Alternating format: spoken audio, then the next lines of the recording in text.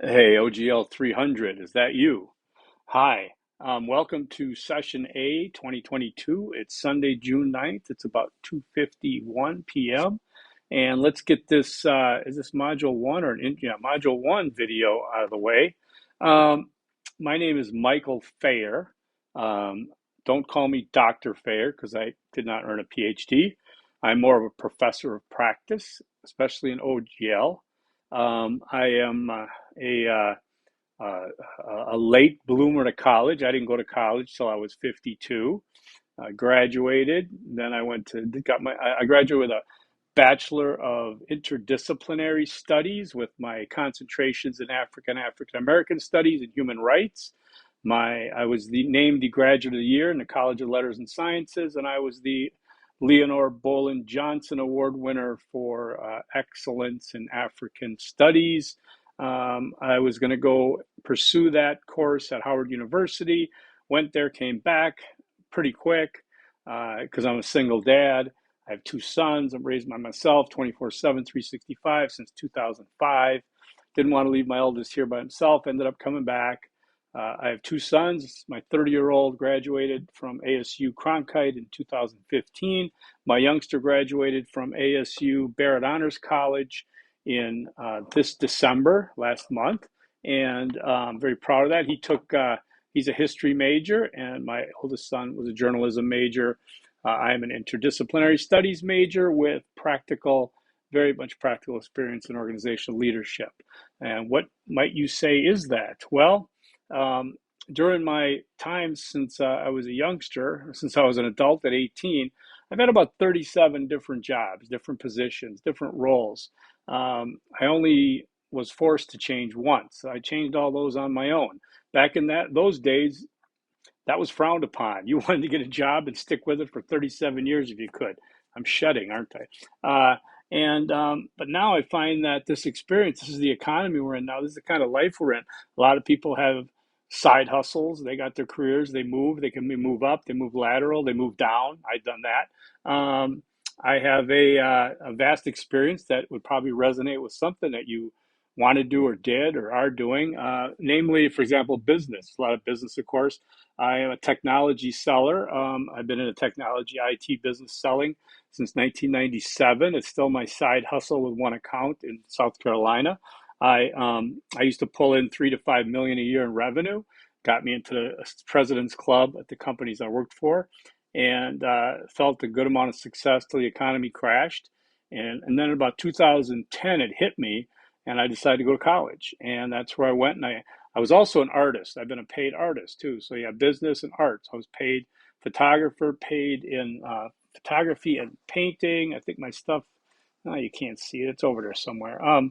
And I was so paid photographer, paid painter, paid writer, uh, and so I know the arts, the trickiness of that. I I was also in law enforcement. I was a sergeant for Milwaukee County, and I took a demotion to move out to Phoenix to work in the corrections here at Maricopa County, which I really did not like. So that's when I moved into tech sales. It's everything has to do with communication, in my opinion, right? I mean, if you're gonna, I remember my sales vice president that was interviewing me said, "How are you gonna go from, you know, work in tent city jail or these jails and law enforcement and go to selling computers over the phone?" And I said, "Well, I used to tell 80 charged felons to turn the TV off and go to bed at 9 o'clock at night on Fridays and Saturdays. And I had no backup. I had no weapon. I mean, it was 88 against one. If you're not a good communicator, you're going to be in trouble." So I said, "Isn't that what this is?" And I remember him digging in his pocket, and then boom, he slams on a desk. He had a badge. He said, "I'm former LE." That's all I needed to hear. So, I know about chain of command, I know about law enforcement, I know about the arts, I know about business. I don't know everything. I'm not trying to be cocky about it, of course, but I want to say that I can empathize.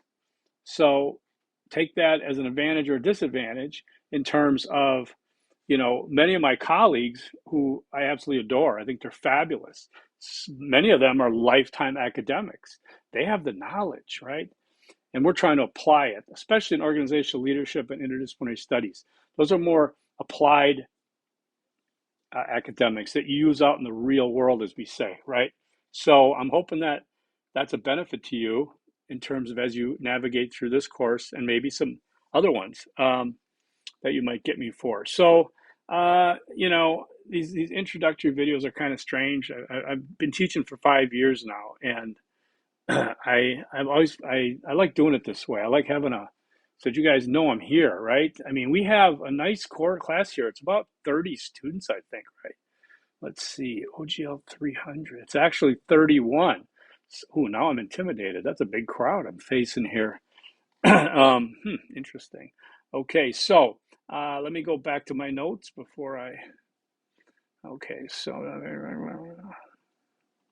okay, the text. All these books I have sitting here, I don't have the text, but I do have the ebook, and that's what you can probably get your hands on. It's the 9th edition we're going to be using, okay? So I am using that and reading it online, doing all the stuff online, and I think it's really good. It's really, I'm excited, to be honest with you, reading these textbooks, and this one too, especially because I think it has, what it has here that might benefit you more. I'll say this, I'll whisper this. No. Some of my colleagues want to get more into the philosophy of ethics, and get into, dig into that area. This course, yes, it wants to introduce you to those things, but it is also a course and an author that is looking at it from the business side of things, okay? From an organizational leadership point of view, the theory and practice of leadership. And this is really interesting because I think you'll get something out of these readings for sure, okay? I guarantee it. I know I did, that's for sure. I've been, like I said, I've been in sales management, I've been in middle management, I've been an innovator, I've worked in newspaper circulation and innovated there in many ways. As a leader out in my district, I made some changes. All the kids that I used to have as paper boys back in the day, I exchanged them for adults who could do more and had more invested. And I turned around the entire Milwaukee Journal circulation culture, I think, and I'm very proud of that. I was in the terms of leadership theory and practice in corrections in the Milwaukee County. I was one of the original CERT team members, that is the Correctional Emergency Response Team. And so we trained heavily in responding to emergencies in a facility, okay, a secure facility. When I moved up to sergeant, I became a CERT team leader. Had to make very tough calls and decisions based on that, okay. Out here in Phoenix, the Wild Wild West, I worked in Tent City, which was old Sheriff Joe's real great thing with 2 officers or 400 inmates. It was not fun, but yes. So anyways, to be part of an organization, I've worked with Lutheran Social Services of the Southwest as a mentor and instructor for recently resettled refugees here in Phoenix. It was a very strong organization. I've worked in, like I said, sales organizations and such, artist organizations, you name it. So there's a theory and practice of leadership that we're going to get into, okay?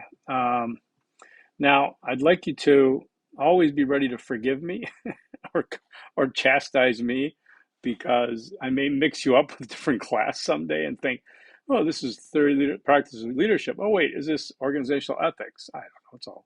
So just in case I screw up, oh my God, I'm so afraid of that. Because I do these in one take. We do them live and that's it. All right, so we're in the right class. I strongly encourage communication, okay? Email me, set up a call if you want, set up a Zoom, I don't care. Meet me in my office if we want to arrange that, okay? So I like questions, comments, clarifications, suggestions, you name it, okay? Tell me what's working, what doesn't work, what'd you like to see? I mean, you can always ask. I don't want to see students spinning their wheels here, okay? I try to set up this course based on the author's recommendations, and it's worked really well. It's also the shell used by colleagues too here at ASU.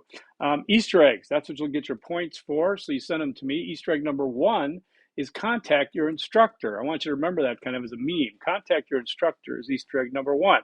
Okay, I don't use community forums and things like that because I don't want the information to get corrupted and people might get the wrong impression, wrong answer. Just bring it on. I'll take it. I answer really quick. You'll be surprised. I saw a quote in the text that I guess I wrote down here. Leadership is a process whereby an individual influences a group of individuals to achieve a common goal. Well, that's kind of like duh, but isn't that so foundational, right? You're going to see a lot of that in the book. I like that. Okay. We have got 7 modules, I believe, and in the modules, you're going to get this video, an instructor video. You're going to get an overview. You're going to have some learning materials, an activity, discussion board is due on Fridays, quizzes are due on Saturdays, and reflections are due on Sundays. Now, this class has got a lot of points. It's got 1,050. I'm trying to figure it out. Anyways, you only have to do 5 out of 7 reflections, okay? So you can choose which 2 you don't really want to do, all right? You can do 6 if you want. That'll be your extra credit built right in, okay? And I had that somewhere that might be in the syllabus because I think the numbers I have on this was wrong. So let's go there. This is happening live, folks. You wanted to see how the sausage was made. All right. Yeah, so, okay, it looks like everything totals 1,000 points, and that's 5 reflections. If you want to do 6 reflections, then it's going to total 1,060 points. So that's your built-in good 6% of extra credit. And we go by points here, 900 plus A, 800, 899, B, 700, 799, a C, and so forth, okay? Submit to Canvas. Don't email me assignments unless it's specified, like Easter eggs, you email them to me. Use your ASU email. Remember that due dates are Arizona time. Just go through the syllabus like I know you will. No quizzes late are accepted. No late quizzes accepted, okay? Discussion boards, no late responses if they're required are accepted, okay? So try to stay ahead of things. Remember that quizzes are due on Saturdays, okay? You need to get it done. There's no late quizzes accepted, all right? I don't think we want the browser with ESPN on it. My God, stay organized, will you?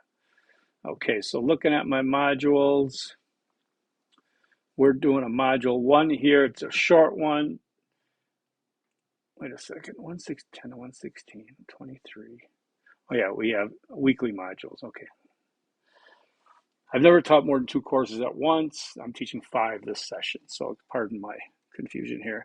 Session A is a week per module.